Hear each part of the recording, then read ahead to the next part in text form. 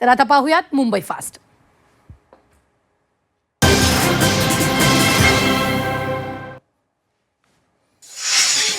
मुंबईमध्ये किड्झानिया आणि big FM radio स्टेशनचं उद्घाटन करण्यात आलं. यावेळी बिग FM आणि किड्झानिया इंडियानं आपल्या भागीदारीची घोषणा केली. स्टुडिओचं उद्घाटन बिग FMचे chief product and marketing officer Atul Razdan आणि किड्झानियाचे chief business officer Tarandeep Singh सेंखो यांच्या हस्ते करण्यात आलं. यावेळी बिग FMचे RJ साहिल यांनी लहानग्या पाहुण्यांशी यावेळी संवाद साधला.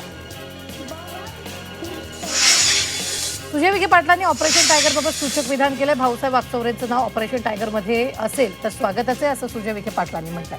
तसंच देशात अनेक खासदार त्यांच्या पक्षाच्या नेतृत्वाला सोडून प्रधानमंत्री मोदींचं नेतृत्व स्वीकारण्यास इच्छुक आहेत. शिवसेना उद्धव बाळासाहेब ठाकरे पक्षाचे खासदार भाऊसाहेब वागचौरे यांना ऑपरेशन टायगरबद्दल विचारण्यात आलं. त्यावर त्यांनी कानावर हात ठेवले. ऑपरेशन टायगरविषयी मला काही माहीत नाही. मी एकनाथ शिंदेंना भेटलो नाही. शिंदेंना कोणते खासदार भेटले याची मला कल्पना नाही. मला याविषयी काही बोलायचं नाही असं वागचौरेंनी म्हटलं. आपण गुप्तपणे काही करत नाही. जे काही करतो ते मोकळेपणानं करतो असं म्हणत उपमुख्यमंत्री शिंदेंनी ऑपरेशन टायगरच्या चर्चा फेटाळल्यात. एनडीला स्पष्ट बहुमत असून अशा गोष्टींची गरज नसल्याचं शिंदेंनी म्हटलंय. लवकरच राष्ट्रवादी काँग्रेस शरदचंद्र पवार पक्षात फेरबदल केले जाणार आहेत. अनेक ठिकाणी पदाधिकारी बदलले जाणार आहेत. सामान्य कार्यकर्त्यांना संधी दिली जाणार आहे. त्यांना घराणेशाही किंवा नेत्यांची पार्श्वभूमी नसेल अशा कार्यकर्त्यांना संधी दिली जाणार असल्याची माहिती आमदार रोहित पवारांनी दिली. सगळेच कष्ट करतात, काही जण कष्ट न करता पुढे जातात असं वक्तव्य राष्ट्रवादीचे नेते आणि मंत्री छगन भुजबळांनी केले. पक्षासाठी एक एक कार्यकर्ता महत्त्वाचा असतो, त्यामुळे प्रत्येकानं काम करावं. पक्ष न्याय देतो असंही भुजबळांनी म्हटलेलं आहे. पंतप्रधान नरेंद्र मोदी यांच्या नेतृत्वाखालील एनडीए सरकारच्या तिसऱ्या कार्यकाळाला 2 वर्ष पूर्ण झाली आहेत. तसंच आगामी काळात काही राज्यात होणाऱ्या विधानसभा निवडणुकांच्या पार्श्वभूमीवर केंद्रीय मंत्रिमंडळात फेरबदलाचे वारे वाहू लागले. काँग्रेसच्या नेत्यांवर मी टीका केली नाही आणि मार्मिकचा संपादक नाही असं स्पष्टीकरण खासदार संजय राऊतांनी केलं. काँग्रेस आमदार विकास ठाकरेंनी मार्मिकवर मानहानीचा दावा ठोकण्याचा इशारा दिला होता. त्यावर राऊतांनी हे भाष्य केलं. अनिकेत तटकरेंचं चर्चेसाठी नेहमीच स्वागत असेल. तटकरे कुटुंबाची आणि आमची काही वैयक्तिक दुश्मनी नाही असं वक्तव्य महेंद्र दळवींनी केलं. विधान परिषदेसाठी संधी न मिळाल्यानं दळवी नाराज असल्याची चर्चा होती. अशात त्यांनी कोणतीही वैयक्तिक दुश्मनी नसल्याचं विधान केलेलं आहे.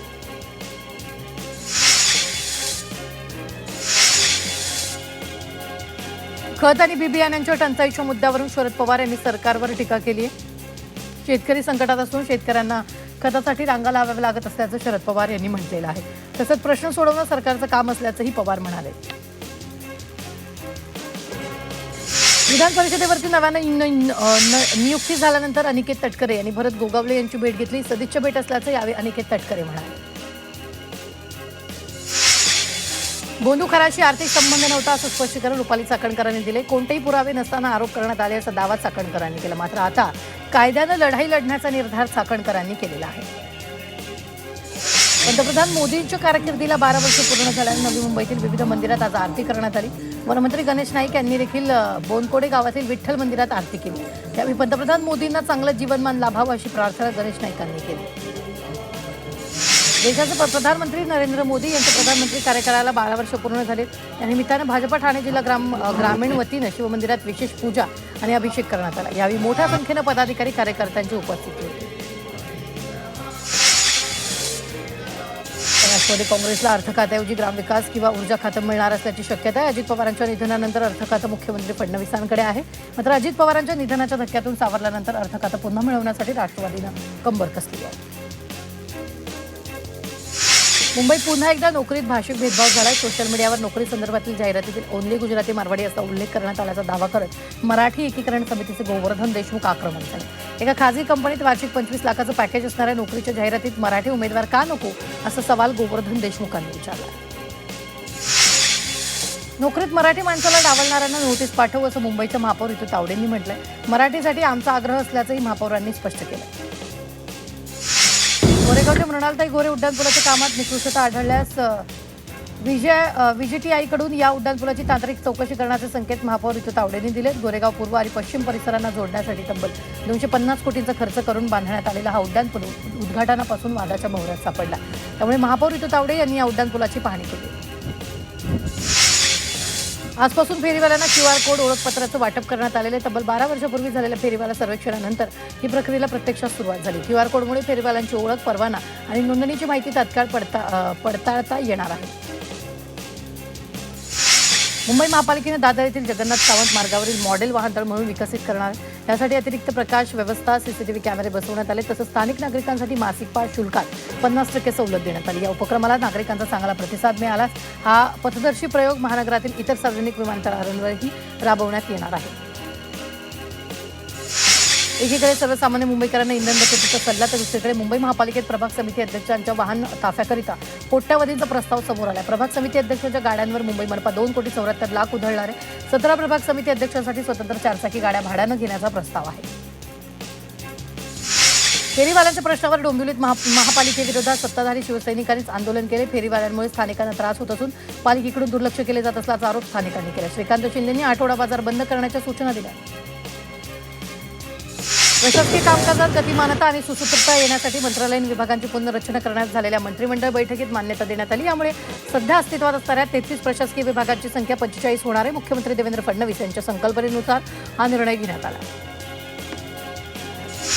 मुंबईतील प्रकल्पांना MMRमधील 22,611 कोटींचा विकास निधी मंजूर करण्यात आला. गायमुख ते फाउंटन हॉटेल बोगदा आणि नवी मुंबई मेट्रो विस्ताराला मंजुरी देण्यात आली. मुख्यमंत्री देवेंद्र फडणवीसांच्या अध्यक्षतेखाली पार पडलेल्या मंत्रिमंडळ पायाभूत सुविधा समितीच्या बैठकीत मान्यता देण्यात आली.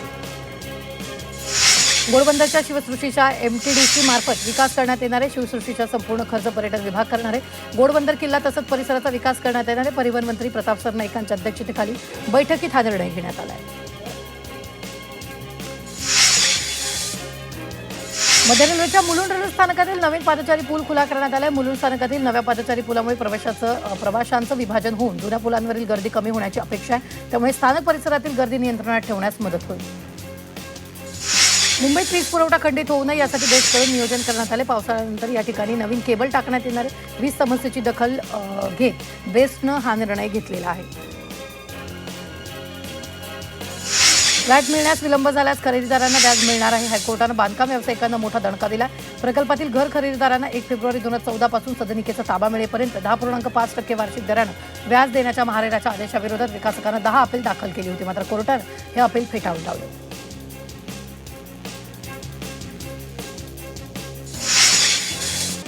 पंतप्रधान नरेंद्र मोदी यांच्या आवाहनाला प्रतिसाद देत MMRDने साप्ताहिक सार्वजनिक वाहतूक दिन उपक्रम राबवण्याचा निर्णय घेतलाय. त्यानुसार वांद्रे कुर्ला संकुलात दर शुक्रवारी साप्ताहिक सार्वजनिक वाहतूक दिन साजरा केला जाणार आहे. या दिवशी वांद्रेसाठी सार्वजनिक वाहतुकीचा वापर केला जाईल. AC लोकलमुळे मध्य रेल्वेच्या महसुलात वाढ झाली. मध्य रेल्वेच्या तिजोरीत 6 कोटींची भर पडली. मध्य रेल्वेवरील AC रेल्वे सेवेला प्रवाशांनी चांगला प्रतिसाद दिला. MMRDने पावसाळी सज्जता कृती आराखडा कार्यान्वित केला. पावसाळ्यात प्रवाशांचा मेट्रो प्रवास सुकर आणि सुरक्षित व्हावा यासाठी हा आराखडा तयार केला. त्यानुसार 4 मेट्रो मार्गिकांवर एकूण 2,496 CCTVची कॅमेऱ्यांची नजर असणार आहे. नवी मुंबई छत्रपती संभाजीनगर नवी मुंबई या मार्गावरील दैनंदिन हवाई सेवा आठवड्यातून 4 दिवस करण्याचा निर्णय घेतला. त्यामुळे ही विमान मंगळवार, गुरुवार, शनिवार आणि रविवार या दिवशी चालवली जाणार आहे. विमान इंधनाच्या किमतीत वाढ होत असल्यानं हा निर्णय घेण्यात आला. मुंबई महापालिकेकडून दुरुस्ती आणि स्पेलिंग करेक्शनच्या नावाखाली देण्यात आलेली 19,734 जन्म प्रमाणपत्र रद्द करण्याचे आदेश महाराष्ट्र शासनाच्या आरोग्य सेवा संचालनालयानं दिलेली आहे. मुंबई विमानतळावर अजब उपाय राबवण्यात येत आहेत. प्रवाशांनी प्रतीक्षा करणारे नागरिक जागा मिळेल तिथं बसतात. मात्र अशा पद्धतीनं जागा मिळेल तिथं प्रवाशांनी बसू नये यासाठी कारंजाच्या कट्ट्यावर पाणी ओतून प्रवाशांना रोखण्याचा प्रयत्न केला जातो. राज्यातील बहुतांश जिल्ह्यात पुढील 2 दिवस मान्सूनपूर्व पावसाची शक्यता वर्तवण्यात आली. राज्यातील 30 जिल्ह्यांना येलो अलर्ट देण्यात आला आहे. यासह मान्सून सोलापूरपर्यंत पोहोचल्याची माहिती हवामान विभागाने दिली आहे. राज्यात मे आणि जून महिन्यात गारपिटीसह झालेला अवकाळी पाऊस आणि वादळी वाऱ्यामुळे राज्यातील शेतीला जोरदार फटका बसलाय. जवळपास 56,533 हेक्टर क्षेत्रावरील पिकांचं नुकसान झाल्याचा प्राथमिक अंदाज आहे. मुंबई उच्च न्यायालयातील 6 न्यायमूर्ती सेवेत कायम झालेत. या अतिरिक्त न्यायमूर्तींनी न्यायमूर्ती म्हणून शपथ घेतली आहे. निवेदिता मेहता, प्रफुल्ल खुबाळकर, अश्विनी भोबे, रोहित जोशी, अद्वैत सेठेना आणि प्रवीण पाटील यांनी कायम न्यायमूर्ती म्हणून शपथ घेतली आहे. राज्यातील 9,649 कनिष्ठ महाविद्यालयांमध्ये 11वी प्रवेश प्रक्रिया सुरू आहे. मात्र केंद्रीय प्रवेश प्रक्रियेतील विविध कोट्यातील 3,80,000 विद्यार्थ्यांच्या जागा अद्याप रिक्त आहेत. तर 10 जूनपासून 12 जूनपर्यंत कनिष्ठ महाविद्यालयांचं वाटप करण्यात येणार आहे. राज्य सामायिक परीक्षा कक्षानं कृषी फार्मसी अभ्यासक्रमाच्या MST CET परीक्षेच्या PCB ग्रुपचा पहिल्या संधीचा निकाल जाहीर केला. या परीक्षेत राज्यात एकूण 11 विद्यार्थ्यांनी 100 गुण मिळवले. यामध्ये मुंबईतील 1 आणि ठाण्यातील 1चा समावेश आहे. शहरी भागात नर्सरीच्या नावानं सुरू असलेल्या सर्व पूर्व प्राथमिक शाळा आता कायद्याच्या कक्षेत येणार आहेत. त्यासाठी प्राथमिक शाळेत विभागानं पूर्व प्राथमिक शिक्षण धोरण मसुदा तयार केला असून तो कायद्यात रूपांतरित करण्यासाठी शासनाकडे पाठवलेला आहे. याच प्रस्तावित कायद्याच्या आधारे सध्या राज्यभरातील नर्सरीची पूर्व नोंदणी केली जाते. महाराष्ट्रातील जिल्हा परिषद शाळांमध्ये कार्यरत असलेल्या जवळपास 78% शिक्षकांनी टीईटी परीक्षा उत्तीर्ण केलेली नाहीये. सर्वोच्च न्यायालयाच्या अलीकडील एका निर्णयानंतर या सेवेत असलेल्या शिक्षकांना पात्रता मिळवण्यासाठी आता ऑगस्ट 2028 पर्यंतची मुदत देण्यात आली. राज्यातील धरणांमधील पाणीसाठा 25% वर आलाय. सर्वात कमी पाणीसाठा पुणे विभागात असल्याची नोंद झाली. त्यामुळे राज्यात पाण्याची चिंता वाढली. जून महिना सुरू झाला तरीही अद्याप पाऊस सुरू झाला नाही. त्यामुळे राज्यातील धरणातील पाणीसाठा चिंताजनक पातळीवर आहे. ठाणे महानगरपालिका क्षेत्रात MMRDA मार्फत आनंदनगर ते साकेतपर्यंत एलिव्हेटेड रोडचं कामादरम्यान इंदिरानगर संपाकडे जाणारी 813 मिमी व्यासाची ऊर्ध्ववाहिनी बाधित होत असल्यानं जलवाहिनी टाकण्याचं काम सुरू आहे. वरळीतील BDD पुनर्विकास प्रकल्पात भविष्यातील पाणी टंचाईची चिंता निर्माण झाली. वरळीतील रहिवाशांचं म्हाडा प्रशासनाला साकडं घातलं. पाण्याचा तुटवडा निर्माण होऊ नये यासाठी आतापासूनच योग्य उपाययोजना करण्याची मागणी रहिवाशांनी केली.